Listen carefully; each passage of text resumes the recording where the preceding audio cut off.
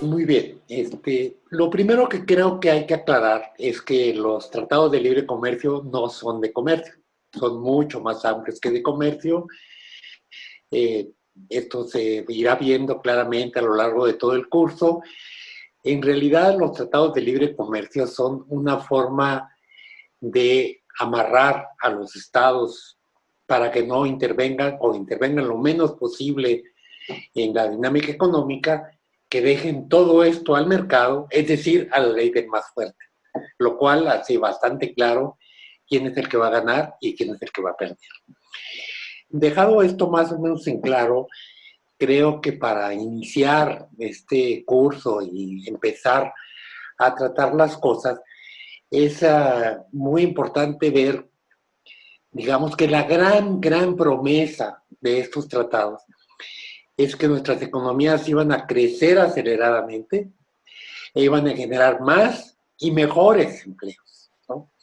Por supuesto, esta es la gran promesa no cumplida de los tratados, ¿no? Creo que ejemplificando con el caso de México, porque en realidad en el Mercosur propiamente no hay todavía tratados de libre comercio, aunque hay tratados de inversión, que es el centro de los tratados de libre comercio, podríamos ver dos, tres datos que pudieran ayudarnos a aclarar las cosas. Uno primero es decir, pues la economía en México ciertamente no creció. Es el periodo del TLC, estos 25 años de TLC, 26 ahora, es el periodo de crecimiento más bajo de toda la historia del país, de todos los modelos económicos que ha tenido el país. En términos de producción por habitante, crece menos del 1% anual, cuando en el periodo anterior estaba creciendo al 6%, 6,5%, y en PIB por habitante casi en 4%, ¿no? Entonces, por lo pronto no hay la promesa de mayor crecimiento, pero bueno, todavía menos en términos de empleo, ¿no? También dos, tres datos que pudieran ayudarnos. Ustedes van a ver en el curso en todos los países esto mucho más detenidamente. Durante cada año del TLC hay 400,000, digamos, empleos no creados respecto a la demanda. Hay un déficit de empleo respecto a la gente que se incorpora al mercado laboral, 400,000 menos que los que piden empleo, ¿no? Digamos, dos terceras partes de los trabajadores no tienen seguridad social, ninguna seguridad social, ni derecho, ni están inscritos en el Seguro Social, ni tienen prestaciones, no tienen aguinaldo, nada, absolutamente nada. Por supuesto, pues, ahí dentro de estas dos terceras partes está la mitad que está en el sector informal, pero no solo es el sector informal, también el empleo formal está en pésimas condiciones de trabajo. El 40% de las familias con dos trabajadores dentro de la familia no alcanzan su salario a comprar la canasta básica de bienes, ¿no? Es decir, están en pobreza. La pobreza no es de los que no tienen trabajo. La pobreza es del 40% de los que tienen trabajo. Estamos hablando siempre del periodo del Tratado de Libre Comercio de América del Norte.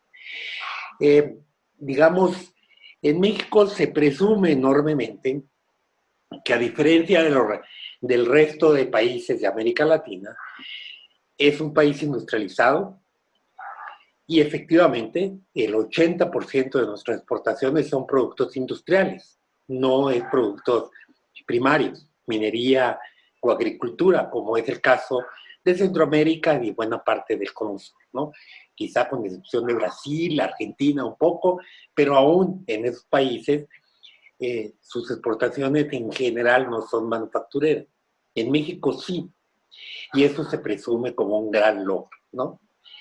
Y efectivamente el 80% de nuestras exportaciones son manufacturas. pero en realidad son maquila de productos norteamericanos, particularmente de Estados Unidos, ¿no? En realidad, el contenido mexicano de estos productos es muy bajo, alrededor del 16%, y el valor agregado más o menos lo mismo. Pues en realidad vienen a producir aquí la parte de mano de obra, más de mano de obra intensiva, por aprovechar los salarios bajos, ¿no? Digamos, los salarios en México son industriales, no el salario mínimo, por lo menos 7 veces menos que en Estados Unidos, ¿no? Entonces, esto es la ventaja, ¿no? México compite a partir de salarios bajos, no de innovación, de calidad de nuestros productos, sino a base de los productos básicos. Y esto es básicamente fruto precisamente de dejar todo al mercado, ¿no? Yo recuerdo que cuando se inició la negociación del TLC en México, yo le pregunté al jefe de la negociación, Herminio Blanco, cuál era el proyecto de país que México tenía en la cabeza cuando estaba sentado en la mesa con Estados Unidos negociando. Yo esperaba una respuesta, evidentemente, con la que no iba a estar de acuerdo, pero me impresionó la respuesta. Me dice, ¿proyecto de país? ¿Para qué? El mejor proyecto de país, textual, es no tener proyecto de país y dejar que el mercado defina al México posible. Bueno, pues esto es lo que define el mercado. El mercado es la competencia y evidentemente México no iba a ganar en esa competencia y menos limitando la capacidad del Estado para intervenir en la economía, para planear, para, digamos, apoyar a sus empresas, al menos al principio, para que sean competitivos. Entonces, dejarlo todo el mercado es dejarlo a la ley del más fuerte y bueno, es muy evidente quién va a perder y quién va a ganar, ¿no? Esto no tiene, digamos, demasiado misterio, ¿no? Digamos, en el caso del sector industrial, particularmente la automotriz, que se presume que es el gran exportador de México, en realidad son exportaciones gringas desde México, más que exportaciones mexicanas, ¿no?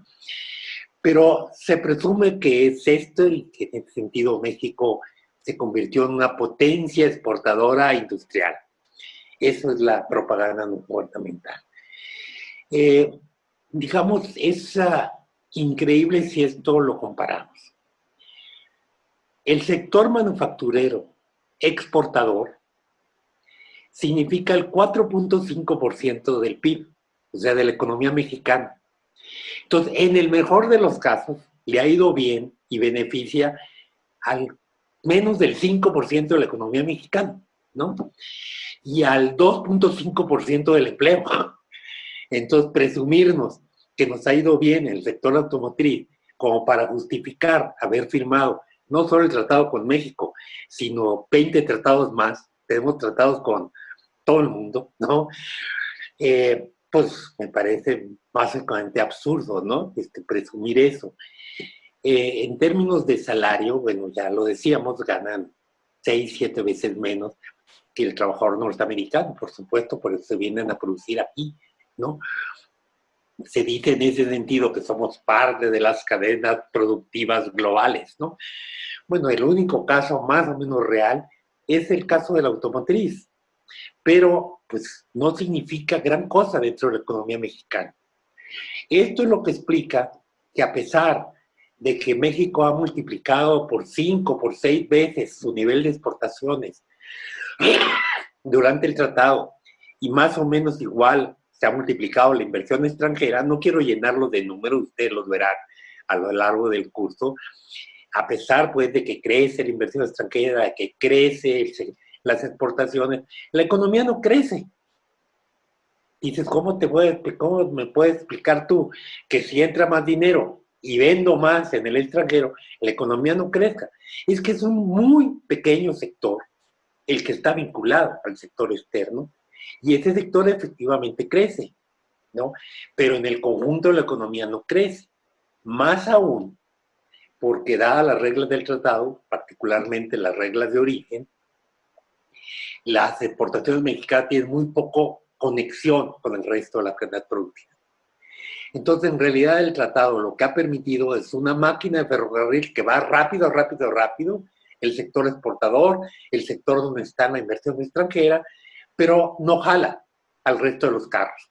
Desconectaste la máquina del ferrocarril con el resto de los carros, ¿no? Entonces, por eso la economía prácticamente no crece a pesar de aumentar las exportaciones.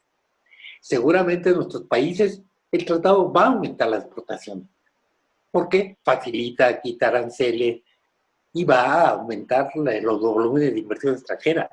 Pero eso no significa ni a que la economía en su conjunto le va a ir, y menos a los trabajadores, porque van a venir a invertir aquí. ¿Cuál es nuestro factor de competitividad? ¿Que tenemos mejor tecnología? No. ¿Que tenemos minerales? ¿Que tenemos materias primas? ¿No? Que van a venir a exportar. O que tenemos mano de obra mucho más barata y altamente capacitada, porque en general la mano de obra en México y en general en América Latina tiene fama de bien capacitada. O sea, la cantidad de migrantes de México que están en Estados Unidos son reconocidos por ser trabajadores sumamente productivos, además de que les pagan menos por ser ilegales, ¿no? Que es la razón por la que los contratan. Pero entonces, bueno, estos son los tratados de libre comercio. Dejar toda la ley del más fuerte, ya sabemos a quién le va a ir bien y a quién le va a ir mal. Esa ilusión que yo he oído de muchos países de América Latina, México fue el primer país que firmó este tratado, y cuando se empieza a negociar con Centroamérica, con la zona andina, etcétera, diciendo, bueno, no, pero nosotros no somos el gobierno de México, corrupto, el PRI, nosotros vamos a negociar un mejor tratado, a nosotros sí nos va a ir bien. Bueno, ahí tienen la experiencia del resto de América Latina para saber que no le ir bien. En realidad, México era la economía más fuerte de América Latina. Era más fuerte que Brasil en todos sentidos, en todos sentidos.